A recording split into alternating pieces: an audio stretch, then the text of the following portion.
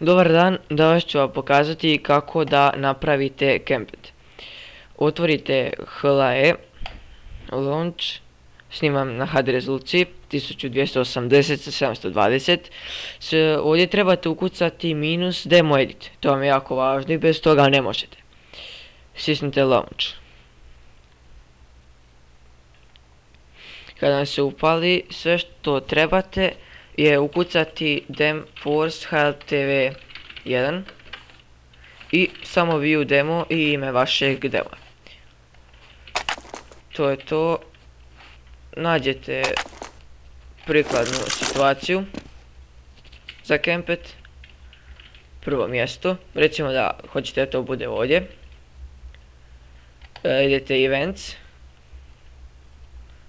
stisnite ovdje Add, ovdje izaberete Kempet, idete Get Time, Get View i pod Flags upišete broj 1. Ok, pustite demo malo naprijed, nađete sljedeću situaciju, recimo da to bude ovdje. Idete ponovno Add, ovdje Kempet, Get Time, Get View i ovdje sad ne trebate ništa, samo ok. Recimo da hoćete još jedno mjesto, pustite demo još naprijed i nađete sljedeću situaciju, recimo ovdje. Add, Kempet, Get Time, Get View i ok. Sad ste gotovi sa Kempetom. Idete na zadnji i pomaknete 2-3 frame naprijed.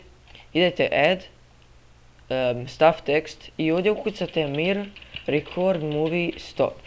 Tu će vam se znači automatski zaustaviti snimanje Kempeta. Sada što je važno upisati je Spec Auto Director 1. Idete na prvi Kempet, stisnete Go To. Pomaknete 2-3 frame naprijed i samo pustite deo. Za to mi je najlakši bind. Kod mene ide bind F2 dem pause 0. I samo stisnete F2 i dobili ste prvi Kempet. To je bilo to. Ovaj sam tutorial radio na nekoliko zahtjeva. Ako želite još nešto oko nečega, samo napišite u komentar ili se javite na PM.